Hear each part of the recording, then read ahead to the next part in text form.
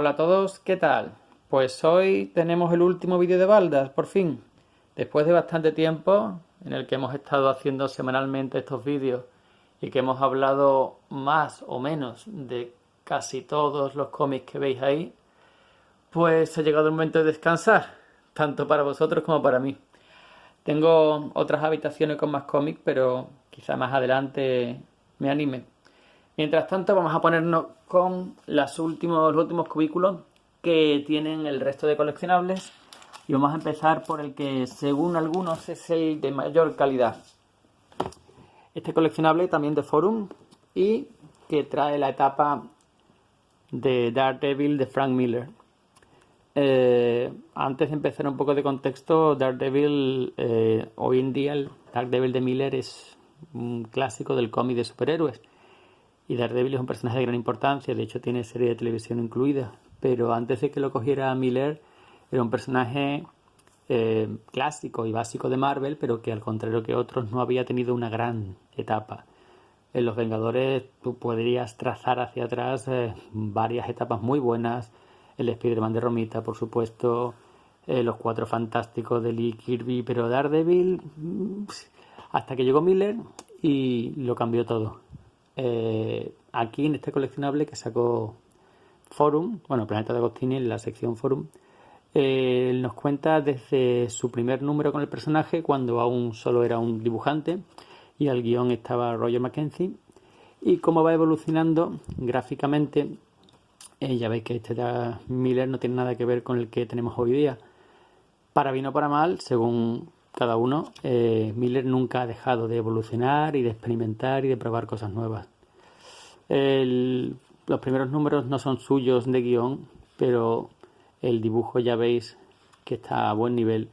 Y conforme avanzan las historias, pues va afianzándose, aunque sigue siendo un cómic básicamente de pijameo básico, clásico, pero Miller ya empieza... Roger McKenzie era muy permeable a sus ideas, a sus aportaciones, y empieza a sumergir al personaje en la atmósfera de la serie, que luego llegaría a dar etapas como Cazadores, Guerra de Bandas, que están todas incluidas en este coleccionable, y que yo recomiendo más que el tomo que sacó Panini, un tomo con el Frank Miller, con el Daredevil de Miller. El primero porque el papel de ese tomo es satinado y estos cómics fueron coloreados para este tipo de papel poroso. Y segundo porque allí no viene todo lo de... Viene todo lo de Miller, pero todo lo de... Miller tuvo dos etapas en Daredevil que están aquí incluidas en este coleccionable de 40 números, creo recordar. Y la verdad es que... No, perdón, de 25 números. Y la verdad es que eso no está en el tomo. En el tomo tienes todo lo que él hizo de guión y de dibujo, pero los números que hay en medio entre su ida y su vuelta, que en cierta forma continúan sus tramas y tal, no están ahí. Esta portada, muchas generaciones de niños se hicieron fan del personaje con esta portada y esta historia, que para mí es el mejor origen de personaje que yo he leído. Superior incluso al Hombre sin Miedo que luego hizo Miller con Romita, que es perfecta. Tanto el guión, que no es de Miller, aunque tiene mucha influencia suya, como el dibujo. Una historia corta de una sola grapa y que la verdad te explicas leyéndola el por qué hoy día es muy difícil que los niños se enganchen al cómic porque cogen una grapa y no les cuenta prácticamente nada. Pero bueno, seguimos avanzando. Miller evolucionando más y más, ya veis la escena, el movimiento que tiene, la narrativa. Ya aquí tenemos a Klaus Johnson, que ha acompañado mucho tiempo sus lápices. Y bueno, y hasta que lleguemos a el culmen o la cúspide de su etapa. Ya presenta a Elektra. Ya estamos hablando de Guerra de Bandas, ya convierte a Kingpin, que era un secundario de Spider-Man, en un villano propio realmente que daba miedo. Un villano que cuando aparecía aquí en pantalla iba a decir, bueno, ya sabías. Tenía una aura de maldad, una aura poderosa y no solo física.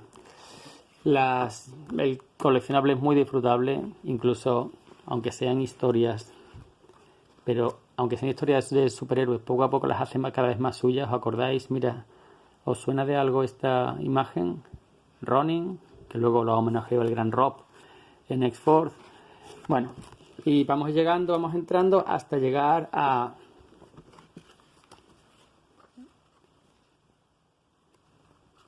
¿Qué son estas páginas? ¿A alguien le suena? Board Game. Board Game está incluido en este coleccionable, en el tomo no.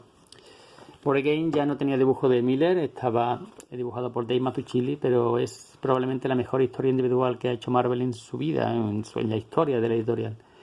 Y vemos la muerte metafórica y resurrección de un héroe, la caída a los infiernos, y tanto de guión como de dibujo es magistral.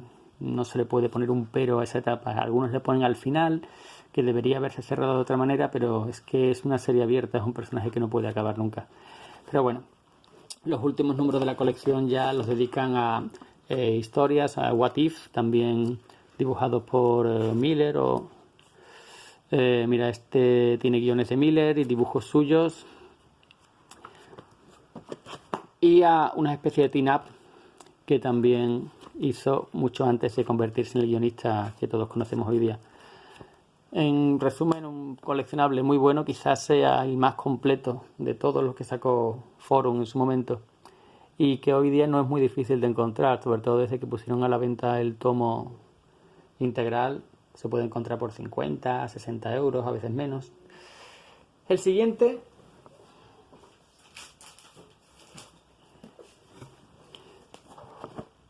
De nuevo, otra gran etapa. Los Cuatro Fantásticos de Byrne.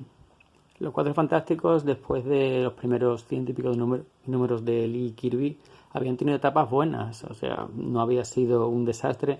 Pero esto fue, como dice aquí la portada, un retorno a los orígenes y a la grandeza. Byrne venía... Bueno, se había hecho un nombre con la Patrulla X de Claremont.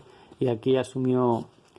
autoría completa y nos dio historias muy buenas y sobre todo hizo evolucionar a los personajes y a las situaciones. Es una etapa que es perfecta para leer porque no es tan clásica como la de Lee Kirby, pero tiene, alguna gente lo considera equivalente o incluso superior, solo superada a los autores originales porque fueron los creadores. Yo no sé si es mejor que la de Lee Kirby, pero en cualquier caso es muy buena. Los personajes evolucionan, se produce la cosa, deja el grupo, la Antorcha Humana se casa o casi se casa. Bueno, es que no quiero hacer spoilers, pero lo que más me gusta de esto son es la capacidad que tenía de crear historias autoconclusivas en una sola grapa, sobre todo en la parte en la que los Cuatro Fantásticos van a la zona negativa, que hoy día eso no se encuentra en ningún cómic. Y luego cómo se utiliza para presentar o desarrollar personajes. Está, por ejemplo, este personaje que tenía todas las papeletas para hacer un secundario, pero que le dota de interés y que llega a convertirse en Heraldo de Galactus, con el nombre de Nova, porque en aquel momento Richard Rider estaba fuera de circulación. Por supuesto los Inhumanos, por supuesto Terrax. Esta es la batalla que años después daría origen a los nuevos guerreros.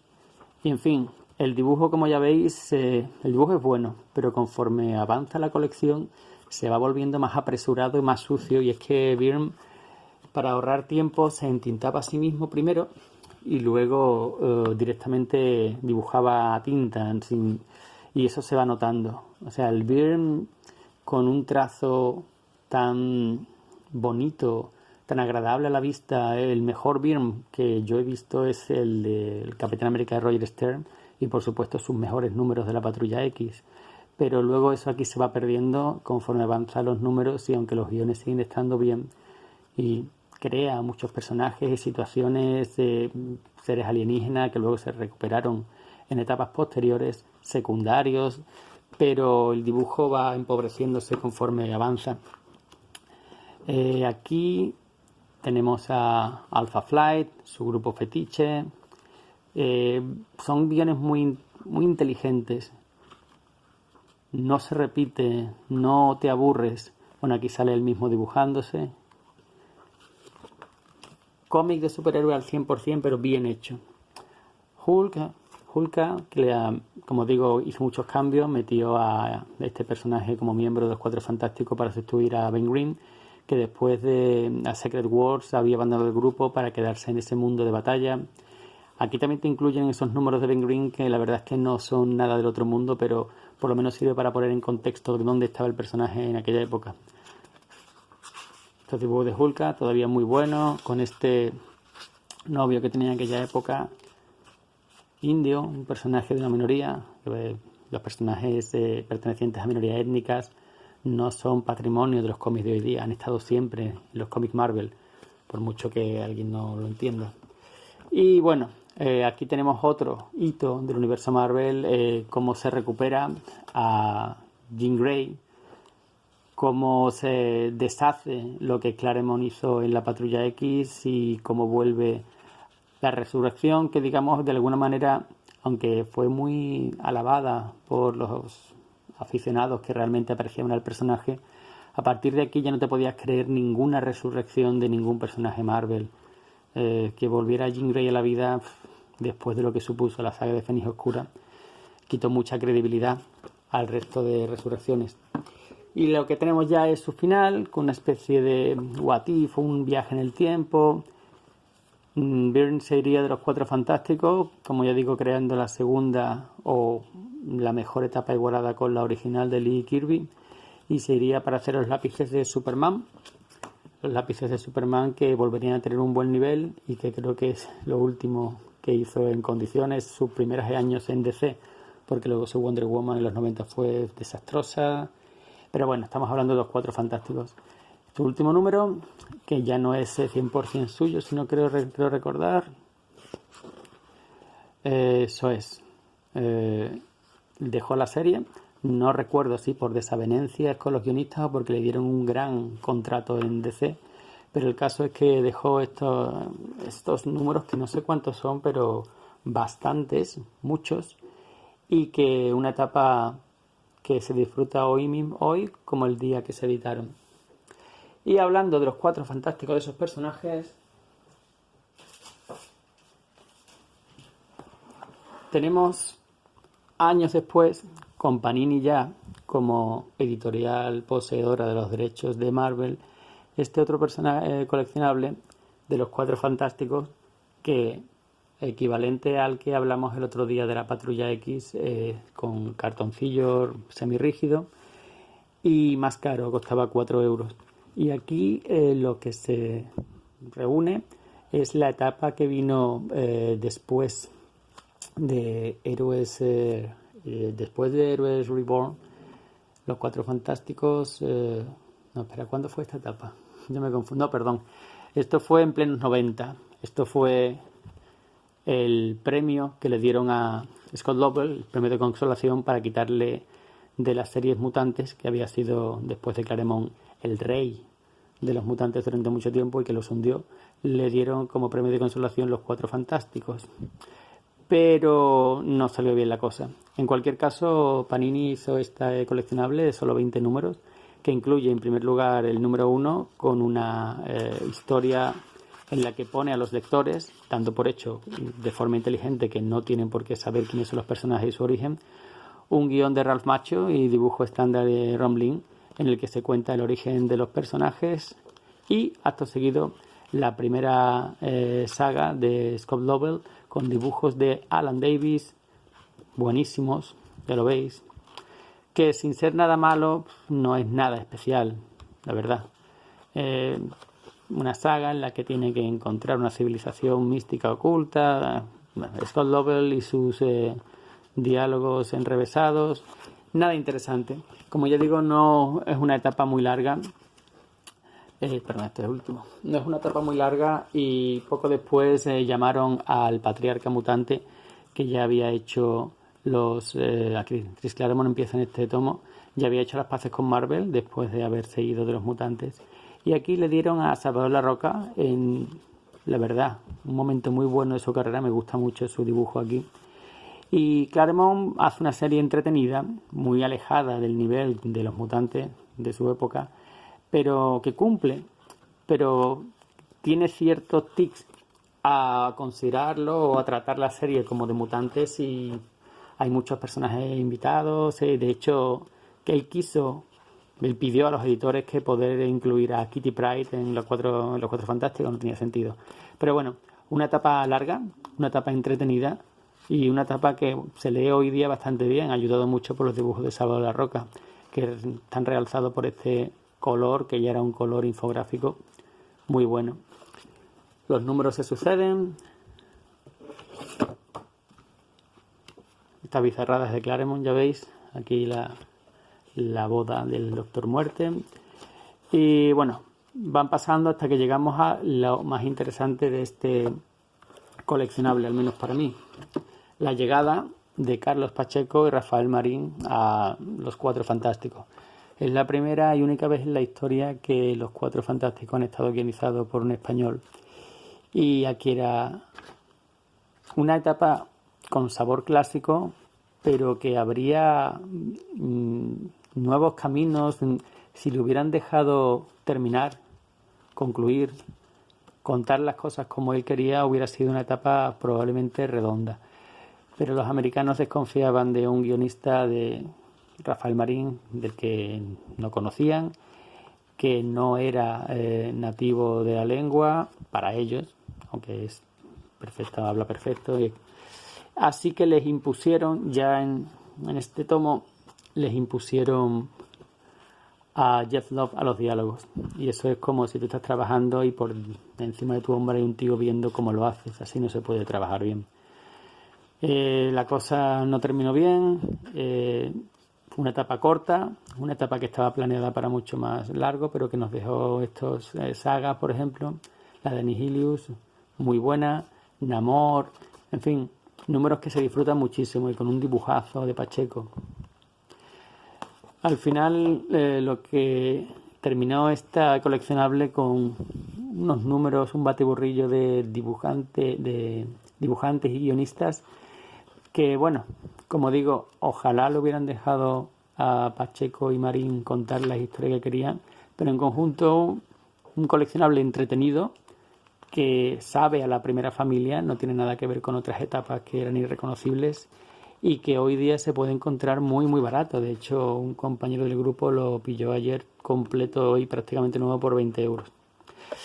Y eso es todo. Ya se acabaron las faldas, gracias a los que lo hayan visto todo este tiempo. Y ya os digo, quizá dentro de unos meses me animo a continuar por el resto de la casa, que tengo colecciones desperdigadas por ahí. Pero bueno, quiero terminar hablando de estos coleccionables. Los niños que fuimos niños en los 90, que teníamos 10, 12, 13 años y que con 3 euros a la semana podíamos tener aventuras, 80 páginas de las mejores etapas de los personajes Marvel. Esos niños probablemente hoy día siguen siendo lectores y aficionados y son los que soportan, aguantan la industria con sus compras. Dentro de 20 años me gustaría saber qué coleccionables, si es que se siguen haciendo cómics, de la Marvel actual, qué coleccionables van a sacar. ¿Qué la etapa larga de grandes personajes van a poder hacer que enganchen a una nueva generación? La verdad es que tengo curiosidad. Un coleccionable de las chicas ardillas. Estoy deseando verlo. Nada más. Venga, un saludo y hasta la próxima.